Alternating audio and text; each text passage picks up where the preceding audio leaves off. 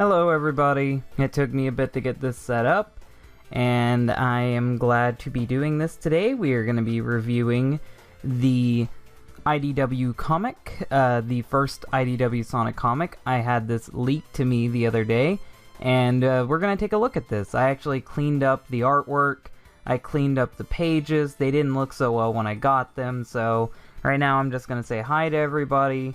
Hi, Brutal Mario, Dreamcast Sonic, Distort the Artist, man. Yeah, I know, it streamed live 6 minutes ago. That was just a test. Hi, yeah, Dreamcast Sonic, Alex Game, Tube, and Brutal Mario. We'll find out if there's some Archie characters in here, but first, let's get into this. So, yeah.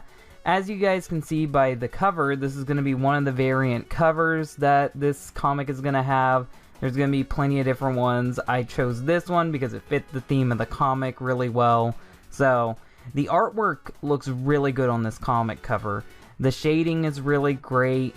I love how the colors contrast each other, the lighting effects that were added. It's just all really good, and it does reflect what this comic is. It shows Sonic and Tails helping each other, and it shows Sonic saving animals from the robots. I don't know if the animals are still in the robots, but from the looks of it, that's what they're going with. So I have no clue. That's what I think they're going with, though. So we are going to move on to the first page.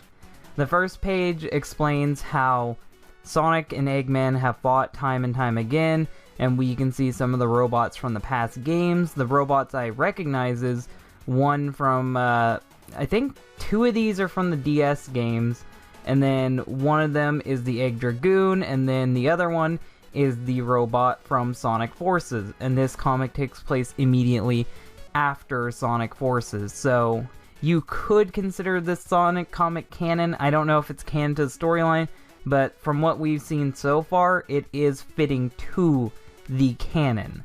So, at least it's doing something. We see Sonic running at the page, and then we see a bunch of silhouette Sonics in the background. This is a decent little splash page. I like it. Then we see Sonic revving up a super peel-out, heading toward a city that's being attacked, and oddly enough, there's a giant wall around the city, which maybe Eggman started building these walls, but I don't ever remember seeing, like, fortresses like this. Now, in the Sonic Archie comics, there was actually a city that had a wall similar to this, made to keep out Eggman, but this is not taking place in the Archie continuity, so I have no idea why the villagers built this wall, or why this city exists like this, and this is taking place on Sonic's Earth, just so you know. We see in the town that the villagers are being attacked, and they still have the Wisp weapons. Wolf, I think he is, tries to hold up a Wisp hammer, and it immediately gets punched out of his arm. Like, I don't know why he immediately just got the hammer knocked right out of him. And this isn't like one of the super egg pawns or something unique. It's just your average old egg pawn. Like, how do you lose to an egg pawn? And that's what's attacking the village. Just average egg pawns. I don't know why you would ever lose to one, especially if you have a hammer. But whatever, everyone's acting scared, and then Sonic comes in being the hero because the hero failed. And then we see Sonic reach out his hand and introduce himself, and everyone is just admiring him as he continues to lay waste to all the robots around him. The artwork is really nice. I wish that this comic was in better quality, but because this was leaked to me, you can't really see the artwork too well, so that's kind of a disappointment. But if you look at the different Wisp guns that they have, they're still using all the same guns from Sonic Forces, and they're still wearing the same military outfits from Sonic Forces. So I'm assuming that this is like right after the government started to build itself back up after Sonic Forces. Hello, I thought my username on the toilet. Let's continue on. We see that some people are trying to hide in a bunker, and then a bunch of Motobugs come. And if you know anything about Motobugs, they're not dangerous.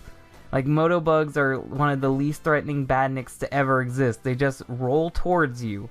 They don't really do anything, but I guess they're a threat to these guys. Sonic smashes them, and then he points his fingers at the two, showing off, and the girl tells him that it's worth risking her life and almost getting killed by badniks just because she got to meet Sonic. And I'm like, no, not really. Like, Sonic's cool and all, but plenty of people meet Sonic. It's not that big of an event in his world. Moto bugs are fast, though. They could possibly... Yeah, they could possibly hurt you if they ran into you. I get where you're coming from there. It's just moto bugs are really easy to avoid because all you have to do is jump on them. So, moto bugs aren't that big of a threat to me. But I get why an average civilian may not know that you can just jump on them and break them into pieces. They're not very sturdy. But yeah, we see in the next page that there's a big robot from Sonic Heroes, which is designed off of the egg pawns, that has a hammer. We haven't seen these robots, as far as I'm aware, since Sonic Heroes, so it's really cool to see them back in action.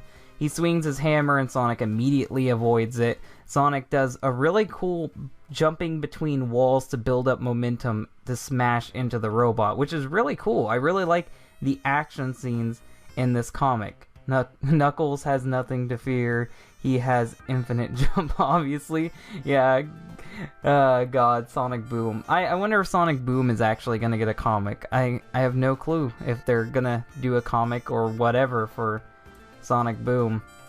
Yeah, we see on the next page that there's a whole bunch of these robots with hammers, and they're getting ready to hit Sonic, and Sonic's just being his usual cocky self. And I'm glad that we're getting the typical Sonic attitude and not the Sonic attitude from Forces, where Sonic is way too optimistic in Forces. Like, Sonic is always a snarky smart aleck. He's not really the power of friendship type person, and I think that's really where they got Sonic's character wrong in Forces, but this comic's doing a good job characterizing him so far.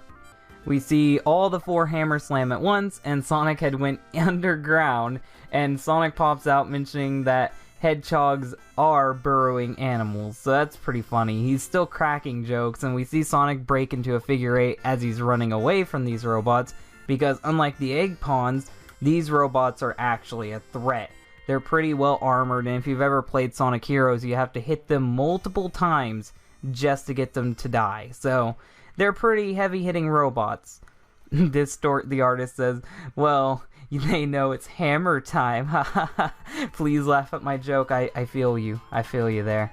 And then Tails comes in, swoops Sonic up, and they think about the situation, and they decide to work together as a team. Tails is drawn just like he was in the Archie comics, and so is Sonic, because it is an Archie comics artist working on this, and I really like the art style. I really think it fits these two. I'm just kind of upset that there's like a shadow mark on the page because it's a bootleg, so very, very upsetting. Very upsetting that I have to look at the leaks and not have the actual pics, but I'm just glad to have it at all, really. Sonic and Tails uses a move from Sonic the Hedgehog 4. Yes, Sonic the Hedgehog 4, believe it or not. And they use the power of teamwork to ram into the robot and slice him in half, and he explodes behind them as they land on the ground, which works for a really good action shot. This comic has a lot of fight scenes in it, and I'm really enjoying all the fight scenes. There's not too many like plot elements in this comic, but this is just an introduction. Sometimes introductions like to put a lot of lore on you, sometimes they just want to go straight into action. So this is a good representation of what we're gonna get for this. Tails is very annoying if you hear his voice. Comics must be expensive. I have no idea what the comics are gonna cost, but if I keep getting these comics leaked to me, I will keep reviewing them like this. For the IDW comics, I want to do them live as soon as they're out, because I don't want to take time to edit a review and then have it be like days after that. I want to review this comic as it comes out. So if you guys end up liking the DHT comics live, I'll continue doing these, but it'll be just for IDW Sonic comics. Like, the other comics will still be done in the review format. And yeah, it is looking to be a good comic so far. I really like the artwork.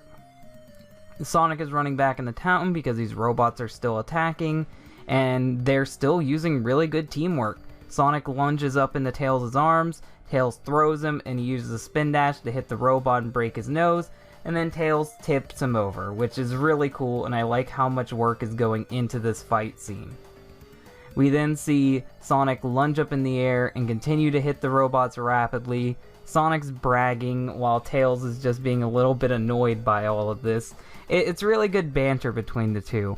I really enjoy Sonic and Tails' dynamics in this comic so far. They work really well as a team, and I'm really enjoying how this comic is going so far.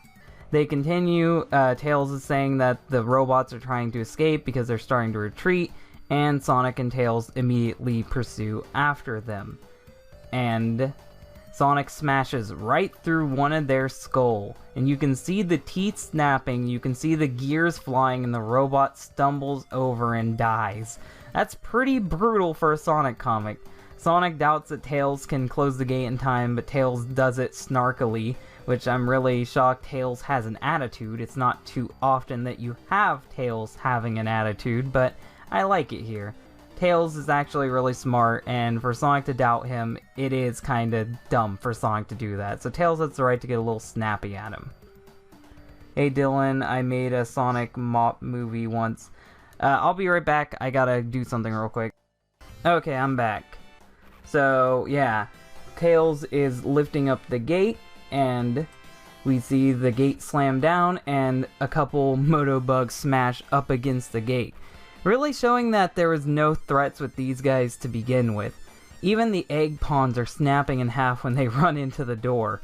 I don't know why Eggman makes these robots if just a door slamming can break them.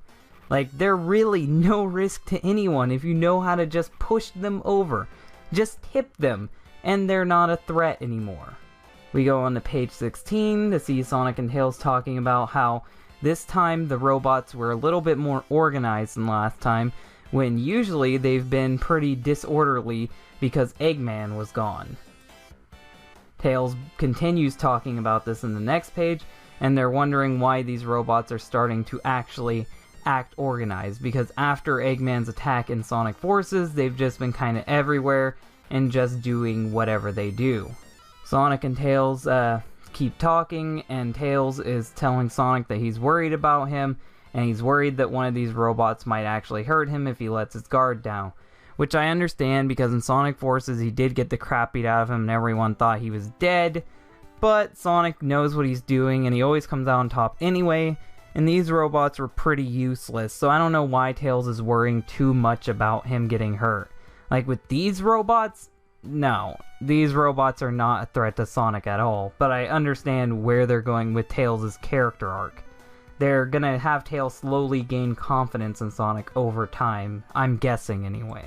Sonic tells Tails that he knows what he's doing, and Tails ends up smiling at him, and we go on to the final page, where we see a surveillance egg pawn watching Sonic and clocking his speed, and we see that there's someone leading the army, and we don't get to see their face. Because they are facing away from the camera, and they're talking about Sonic, and we see that they're focusing in on Amy, I don't think this is Eggman. If I had to guess, this could be Infinite, or it could be one of Eggman's two robots, Q-Bot or Orbot, if I had to guess at who's leading this army. It's more than likely going to be Infinite, because I don't feel like Infinite is over. I don't feel like his story arc is over. I don't feel like this is over with for him at all. It just seems like they've put too much work into Infinite to just ditch him now. Like, that's one thing that annoyed me about the video game, because I thought that they were just going to introduce Infinite and then just never do anything with him again, which would just be a waste of character, because you built him up, you made him seem like he was such a big thing to everyone, and then you're just going to let his character fall to the wayside after he quits being the villain of the day. But yeah, if I had to describe this comic, it is really just like an Archie comic. The only thing is there wasn't any Archie comic characters in it. It had the same attitude as an Archie comic, the same humor, the same art style because it had the same artist. It was just really fun, and it was really clever, and it had really decent fight scenes. I'm glad that this comic turned out this well. I'm disappointed that we didn't get to see much of any characters, and we didn't even get to see the introduction of Tangle yet. So it's weird that they're not going to introduce anything on the first comic, but I do understand what they were doing. They're just trying to set the ground to how the comics will feel. and because they're going for a comedy action thing, I'm going to be reading these. From what I've seen from this comic, this is definitely entertaining from the start. And I hear in the chat that Tangle is going to be introduced in issue 4. If they're waiting till issue 4 to introduce her, I'm really going to have to get involved in issue 2 and 3, because why would you introduce a new character? I don't know. Maybe I'm just being a little dumb, but it seemed like to me when it came to the Archie comics and they introduced a bunch of new characters, they introduced the Freedom Fighters from the beginning, but maybe they want to set the atmosphere before they introduce the characters, so who knows.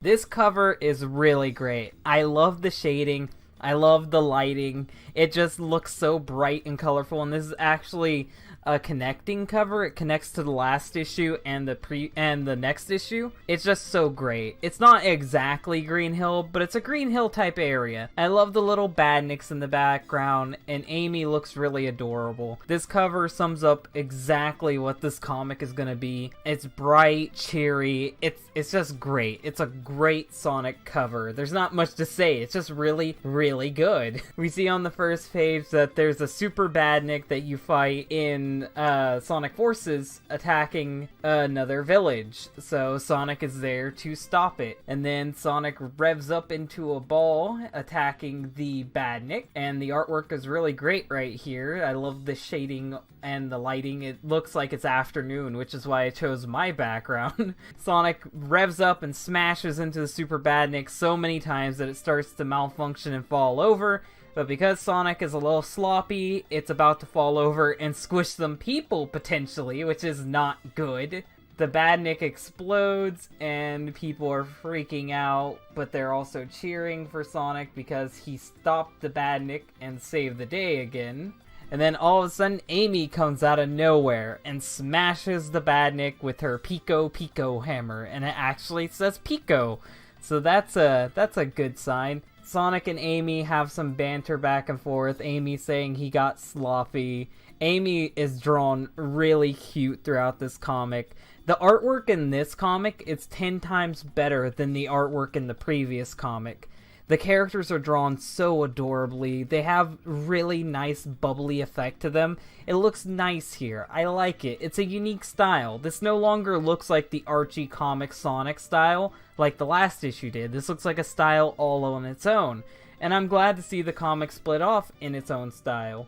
Amy is talking to Sonic, and she said that she was trying to find him. And Sonic's like, yeah, of course you're trying to find me. That's what you always do. And Amy gets flustered, and it's really cute. And Amy's trying to convince him to get back with the Freedom Fighters.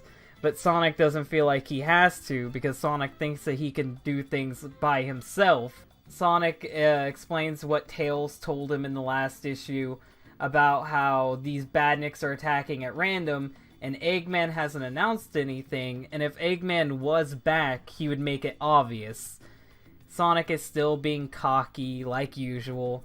This little goat girl, I want to say, maybe it's a sheep, but she looks like a goat to me, so I'm going to call her a goat girl.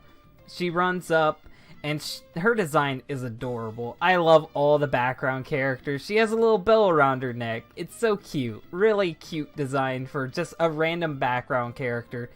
She says that more badniks are attacking from the west, and Sonic runs off to stop them. We see that these are some new badniks that I don't recognize, at least. There's these weird ostrich-looking guys. And Amy goes and tells them to go into the building and get the high ground on these badniks. And this villager comes up to Amy and says that there's some people unaccounted for. Amy goes to save them while Sonic continues hunting down the badniks. Yet again, we're seeing more teamwork with Sonic and Amy, just like we saw teamwork with Sonic and Tails in the last issue. They're showing that Sonic has learned from his past mistakes. He's still iffy on working with people, but he's starting to realize that he has to get back into the flow and he needs his friends in order to save the day. Because he's rusty. He's been gone for 6 months. He just came back into the fray. He's a little sloppy. We see badniks are shooting everywhere, and Sonic is just flinging all around. Just so much bright lights. It looks so great. I love it. the lighting effects are really good in this comic. Like, so many bright colors, so good shading. Like, I can't even begin to describe this. And yet again, all the background characters look like they exist within Sonic's world. They don't look like someone's OC that was just slapped in here. Everyone looks like they have time put into their designs. Sonic and Amy are having more banter and about the villages being attacked. Did I skip ahead? No, I didn't. And then all of a sudden, Sonic goes and stops some more badniks, and he's teaming up with Amy, and they're actually doing some cool teamwork. Like, Sonic is flinging Amy around, and she's using her Pico Pico hammer to smash the badniks, and she's using his super speed. So that's actually a really cool way to work Amy into helping Sonic. And it kind of reminds me of Sonic Advance 2 in a way. How you would team up with different characters, and depending on who you teamed up with, it was what moves you could do. It's a really cool idea, and I'm glad they're working into this comic. Sonic flings Amy up into the air, she smashes through some badniks, and then she tries to get Sonic to join the Resistance again, and he just says nope. And she says, oh, come on. They have a nice chemistry together. I like these two. This is the best Sonic Amy I've seen for a while. Sonic's running around still smashing some badniks, and this is still just Sonic and Amy going back. Amy trying to get Sonic to join the Resistance. Sonic doesn't feel like he needs the Resistance, or that the Resistance needs him. They're still just going around smashing up some more badniks. There's not a lot of development here, dialogue-wise. It's just back and forth of Amy trying to get Sonic to join the Resistance. But they do have some really good dialogue here. She's like, they need you, Sonic. He said, they've got you, remember? And she said, do it for chili dogs. And he said, oh, now you're talking? Seriously? The dialogue is on point. This sounds like things that Sonic and Amy would say to each other. And it's kind of reminding me of Sonic X in a way. I could believe that this Sonic and Amy could get together later. Amy still has a little bit of an obsession for Sonic, but she's not letting it get in the way of her work. And that's the main thing. Amy's love for Sonic and other games was just distracting to the point to where she couldn't do anything else but be obsessed with Sonic. This Amy has shown that she's matured. She's shown that she can move on. She still likes Sonic, but she has to do her job first, and that's what's important. Then we see that there's this big airship, and it's just adorable. All the badniks are adorable in this comic. Sonic decides to rev up into a ball, and Amy smacks him with her hammer right into the ship that was dropping badniks. Sonic ends up hitting a power cell, and he ends up exploding, but he's fine. Amy gets really shy over him, and it's so cute how she starts to blush, but she shakes it off. She's really a trooper in this comic. She wants to obsess over Sonic, but she's keeping her cool. Yet again, she's talking to Sonic about how he needs to join the Freedom Fighters, but he still doesn't feel like he needs to. He calls her Commander Amy Rose, and that's cute. And then we see him salute Amy as he runs off, and yet again, Cubot and Orbot are talking to the person in the chair, and we see that the two mercenary, or the replacement team hooligan, I'm referring to them as, are being recruited by Orbot and Cubot. So that proves that neither of these two are in that chair. And it's not Eggman in that chair. I have a good feeling that that is Infinite in that chair. And that Infinite has been leading Eggman's army since Eggman is gone. That's my thought. That's what I'm believing. Because I don't think Infinite is dead. And then the next issue is called Knock Knock It's Knuckles. So good Sonic reference. This comic always knows what to do with the Sonic references. On point. I love that so much. This comic is so well written. All the dialogue is great. I didn't go into reading every single panel because I want you guys to read this. Go buy this comic. Go read it for yourselves. It's truly Sonic. I would believe that this is happening within Sonic's world. It's written so great. I wish the game's writing was like this. And then we see that now they have a letters section and some fan art. This is some really great fan art. Art by Michelle Carville. That's really good art. Or is it Michael? I think it's Michael Carville. That Michael guy. Yeah, it's Michael. And then some Infinite artwork done by Jacob. That's some really good artwork. I love that. Like, this is amateur artwork? God, this is way better than the artwork that was shown off in the end of Archie comics. That artwork was cringy. Then we see some Ken Penders inspired artwork over here, which, you know how I feel about Penders. Don't like his art style. This person's really trying. They're probably trying to replicate the old Archie comics, but I don't like it. I'm not gonna read all this. Not feeling like it. We see some cosplayers over there, and that is definitely of the cringy variety. Not gonna make fun of them though.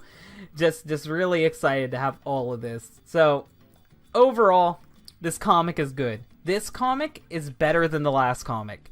Tails felt like he was more of an Amy Rose than Amy was in this comic. Amy has really improved as a character. She's become so much stronger. She's proven that she doesn't need Sonic. She's proven that she can handle herself, and she's basically the leader of the Resistance.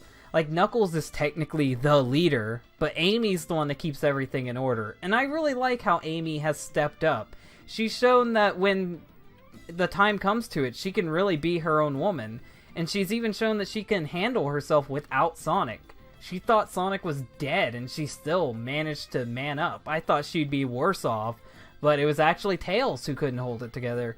So that's really weird. And it's actually Tails who's more worried about Sonic and doesn't think Sonic can handle himself. Amy has some doubts, but she knows Sonic can always survive at the end of it. It's weird. It's weird to see this role reversal between those two. So yeah, overall, this is definitely better than issue 1. I'm really loving where this is going. The art style has improved. The writing has improved.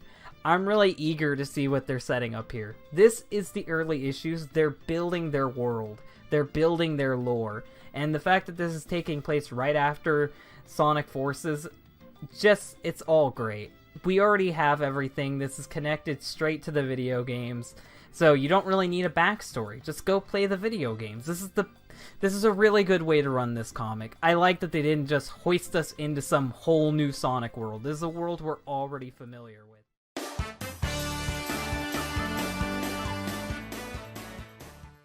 Okay, first we're going to look at the cover of this comic. This is IDW Sonic the Hedgehog issue 3. You can see this really good artwork and all the covers connect with each other. And I really like that about this writer. He always makes the covers connect and tell a story. This is another part of Green Hill Zone. You can see Knuckles striking his classic pose. You can see Sonic doing a backflip and saluting him just to be a cocky jerk. And you can see some badniks in the water. I really like this. It's nice, bright, and colorful. And it's to show how good the comic is.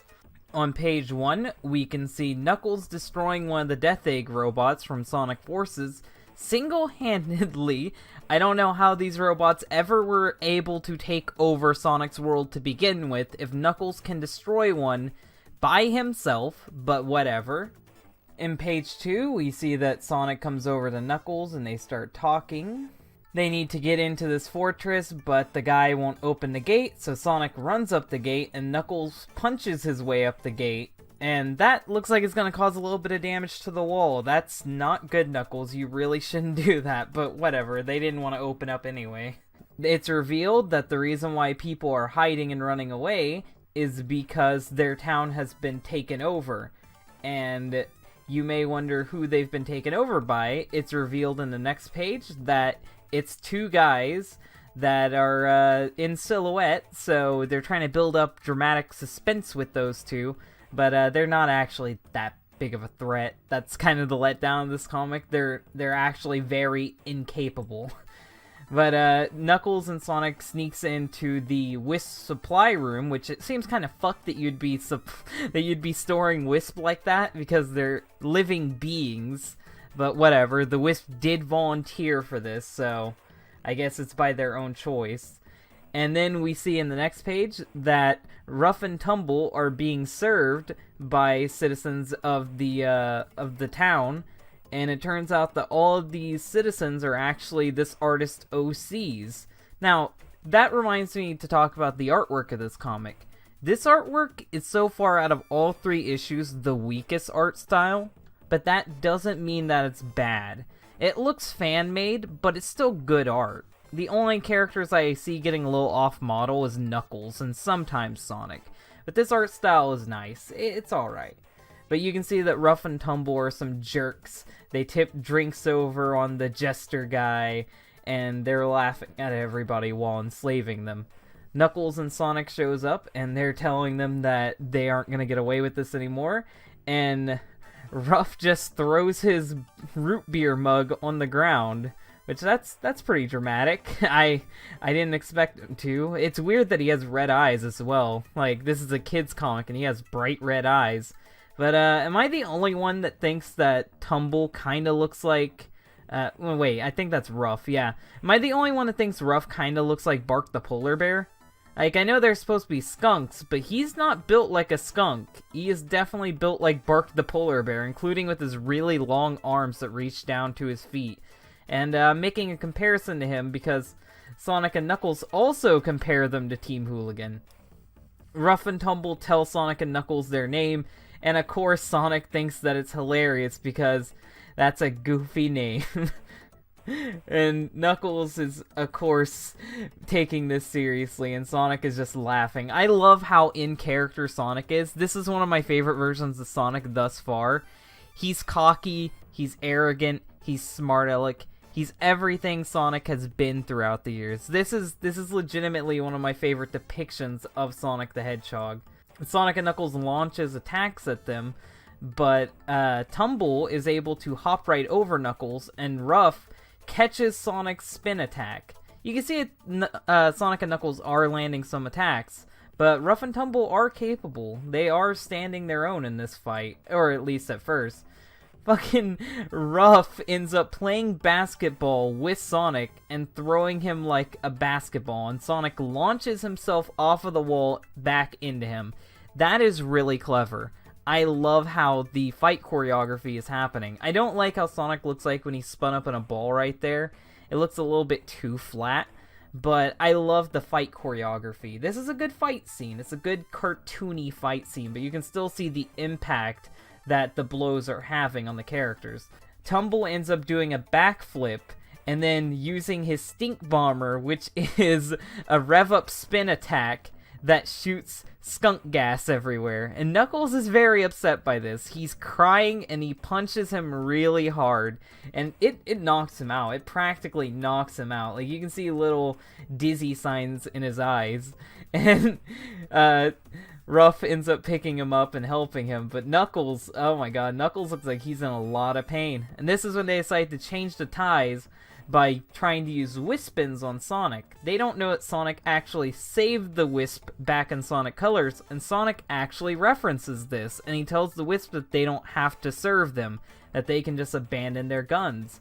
Which, it's nice to know that the Wispins can't be used for villains, and that the Wisps still have control of themselves and they can leave the guns anytime they want to. It kind of takes away all accusations of Tails or whoever made these weapons abusing the Wisp. It's voluntary, and they can leave anytime they want to. They don't have to be abused like that. But without the Wispins, these two start to panic, and Sonic and Knuckles end up gaining their footing and just knocking them out. Sonic and Knuckles ends up arresting them somehow. I don't get how. Like, I didn't see them actually having handcuffs or anything, so I don't know how they detain them. But the Wisp come back to the Wispins and decide to help people, even though the people had their town taken over. So the Wispins are still going to be helping, they're still going to be supporting the people of the town, even though I think the people are clueless. Like, that's one thing I've noticed throughout this comic. The townspeople are fucking helpless. They don't know what they're doing. They're constantly being attacked and taken over by amateur badniks. I don't know. I'm really doubting every other Mobian or animal, whatever you want to call them, in Sonic's world. Ruff and Tumble say that this isn't the last you'll see of them, and they say that they've made lifelong enemies, and then Sonic, of course, just laughs at their name again, and Knuckles is taking it seriously still. Sonic and the Wisp and all the people have a celebration, and then we see that Eggman's spy bot has been watching them. And this is one of the robots from Sonic Heroes, so that's a good little reference that they threw him in there. And then we see that the person on the monitor is still watching Sonic. Now this proves that the person that is in Eggman's chair. It's not Eggman. It's not Eggman, because it doesn't act like Eggman. It's not his robots, because his robots are answering to him in the last comic. It's not Rough and Tumble, because Rough and Tumble just got arrested. So, I think that this individual is Infinite. I'm 100% sure that that's Infinite now. And in the next comic, which we will be reviewing either later today or tomorrow, Sonic will meet Tangle, and Blaze is coming back. So that's really great. Now, when it comes to that comic, I hope it's going to be good. But putting Tangle, the new character, next to a fan favorite Blaze, I feel like Blaze might end up taking her spotlight. And that might actually hurt Tangle's first impression. But maybe I'm wrong. Maybe I'm going to be wrong. Who knows? But yeah, then we get the letters, and I'm not going to read all of these. I'm just going to look at the artwork. The artwork is by Mecha the Tekka, and that Supersonic is really cool. I like the shading. I like the glowing of the emeralds. It's really good artwork right there.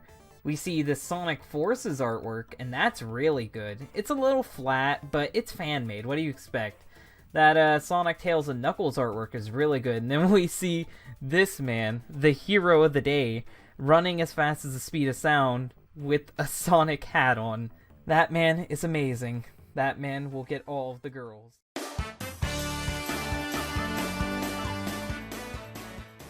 So the first thing I want to do is we're going to look at the cover. And the cover is yet again in the same art style. I've been showing all the covers that I like, which are all the Green Hill themed ones. And this one shows Blaze in the background stirring up fire, and Sonic grabbing onto Tangle's tail, and Tangle smiling at Sonic as they prepare for an attack.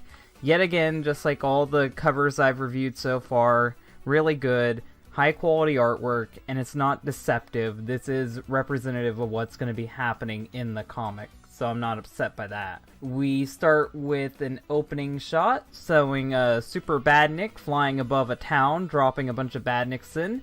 Sonic is saying that it looks like Eggman forces are becoming even more organized, and he needs to get in there before he's too late. He gets into the city, and he sees that none of his freedom-fighting friends are in there, just the normal townsfolk, and they're trying to fight off the Badniks. And this time, they're actually somewhat achieving, because they're actually blowing up some Badniks. Sonic does a slide attack and smashes through them like always, but then Sonic notices something. What he notices is Tangle taking out multiple Badniks with her tail at once. Now, Tangle is a lemur, so she has a really long tail that she can use to grab onto enemies. And this comic does a really good job showing off her feats and showing off just what she can accomplish. We can see her wiping out tons of typical little egg pond Badniks like it's no trouble. We then see that it does have a cost though. Her tail is a little burnt, and we see that she's an amateur because one of the Badniks was going to fire out their arm cannon. Something that egg pond Badniks have never had up until this point. Usually egg ponds have little blaster guns. So I guess whoever has been modifying these Badniks gave them arm cannons, which makes them a little bit more of a threat. And we see a bunch of egg ponds gathering up around them. We see that Tangle is flirting with Sonic, which yet again hints that she might be the replacement Sally Acorn. We don't know yet, but her character is acting similar to Sally Acorn. We see that when she greets Sonic, she shakes his hand with her tail. That's pretty cute. And then we see her just casually walking by, destroying tons of Badniks. Sonic bounces off of them all at once. And then we see a new Super Badnik. And that's a Moto Bug with a mounted cannon on it that another egg pond can ride on. That's a really clever idea. It's basically Eggman's version of tanks. The comics keep showing off really cool Super Badniks that I wish would have been in the video games. Like, why didn't we get any of these in Sonic Forces? These are such clever ideas for Super Badniks. I would have loved to fight against any of these. Sonic and Tangle gets fired at, and they just barely evade fire, but the Super Badnik wipes out the other egg pawns, and we see that there's actually 2 of the Super Badniks.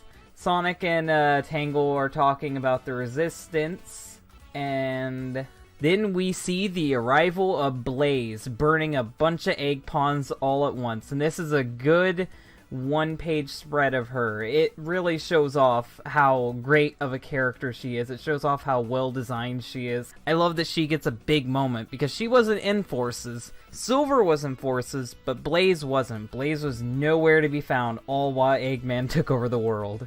Sonic is laughing, and then we see that Tangle is actually shocked that Blaze arrived. Sonic greets her like a child he is, and Tangle is just really confused as she doesn't know what's going on. She's never met this woman before. And we get to see a lot of expressions from Tangle. Basically, Tangle is the viewer. She's the reader. She's the rookie. Meanwhile, Sonic and Blaze are the usuals. So she's really shocked to see this stuff happening, but she catches on really quickly, and she helps both Blaze and Sonic take out even more of the egg pawns, and then they start attacking the Super Badniks. Tangle takes her tail, grabs onto the leg, and then uses the leg to launch at the other Super Badnik, killing both of the Super Badniks. We see that one of the Motobugs tries to stab Sonic, and Sonic avoids it, and then they're just bouncing off of the egg pawns, having fun. Tangle's doing backflips and smiling. They're just having a good time destroying these Badniks. And then Blaze says the three of them aren't enough, there's too many coming in, and Tangle, using her brain, actually points out that it's the Buzz Bomber that's been dropping the Badniks. And she points out that if they take out the Buzz Bomber, then they won't have anything to worry about. Which actually shows that, just like with Sally, Tangle is a character that uses her mind. She's not just about brute force. She has a quirky, cute behavior to her, and I like her personality so far. But yet again, I'm gonna keep insisting, she's mostly just Princess Sally, not Princess Sally. She has a lot of the same mannerisms and quirky behavior that Princess Sally did. But I'm not complaining about it. If we can't have Sally, Tangle was a good substitute. We see that she has a plan to launch Blaze and Sonic up there to the Super Badnik, and she wraps her tails around the Super Badnik that was the Motobug, and is going to slingshot them. And when she slingshots them, she falls on her back, and you get to see this really cute expression from her with her eyes bugging out, while Sonic and Blaze fly into the sky. Blaze takes Sonic like a basketball and chucks him at the Badnik factory, and Sonic lands and makes whatever the hell this face is. If I was just a typical worker and I seen that man launch at me with that face, I would be terrified. I would be absolutely terrified. Next thing we know, we see the Badnik just blowing up, and then Blaze launches her Kamehameha, which is what she's doing here. It's a Kamehameha to finish it off. And then she gently floats down to the ground. Meanwhile, Sonic bounces down and gets dizzy from the assault, which is really cute how his eyes turn into little spirals. And Sonic is talking about how Blaze is from another dimension, not the future, and that she is the guardian of the Soul Emeralds. And then Blaze tells him that the Soul Emeralds told her to come to this world because it was in danger. And then Sonic reveals that Eggman took over the world months ago, and Blaze is actually late. But as they continue to talk, Blaze reveals that the Emeralds brought her here for a reason, so the danger must still be around, and there's a reason for her to stay there. So Blaze has become part of Team Sonic, and it shows that even though Sonic ran off on his own and didn't join the Resistance, he's still gathering more friends to fight for their cause. We see them celebrating their victory, and then Sonic decides that he needs to take a breather after that big fight. And then we see elsewhere, this kid's wagon breaks, and his mom is telling him there's no time for that. And Eggman, chuckling, says he will fix the red wagon, and he's gonna fix everything. And it says next time, the doctor is in. So I don't know what Eggman's gonna do, but if I had to guess, he's gonna say someone took over his empire, kicked him out of it, and he's here to help the civilians. He's gonna fix that kid's wagon, He's going to fix everything, and he's going to try to be the good guy and the savior in this, if I had to guess what he's going to do.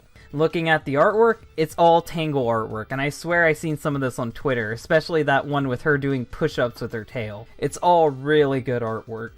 I really love this classic Tangle. Classic Tangle is really adorable. It's just great after panel artwork. But now since we're done with the comic, I'm gonna give my thoughts of what I thought of the whole issue. So far, this comic was really good. Yet again, like the other issues, it lacked story. It really lacked a lot of stuff going on. But I get it. It's just here to establish characters. And it broke the mold this time. Instead of just establishing Tangle like they had been the other characters, it established both Tangle and Blaze, and we got to see a trio in this comic.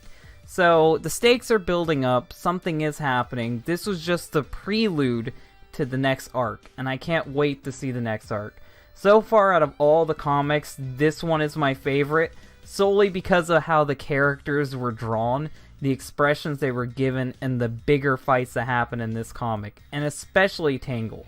Tangle may be similar to Princess Sally, but you know what? I really like her. And if I can't have Princess Sally, I guess I'll get used to Tangle. I like her fun, quirky attitude. She's been flirting with Sonic in this comic, so you know what's gonna happen. But I don't think we should hold hostility to her. It's not her fault. Sega doesn't want to use the character anymore, so I guess we'll get accustomed to her. So far, this comic is good, and the whole line of comics is good. We're at issue 4 now, and I can't wait to see issue 5. Before the credits roll, I thought I'd give a shout out to my multiple ways of making money. YouTube is slowly starting to sanitize the platform, making it harder for people to make money on edgier content like I do. So I'm reminding you guys that I have a Patreon. The Patreon has plenty of reward tiers, including seeing my podcast early, being able to join my fan Discord, and possibly even getting on the show if I can fit that into the schedule. I have video recommendation tiers that you can try to get into, and if all else fails and my YouTube falls apart, I always have a BitChute account. So remember to check out all these different things in the description below.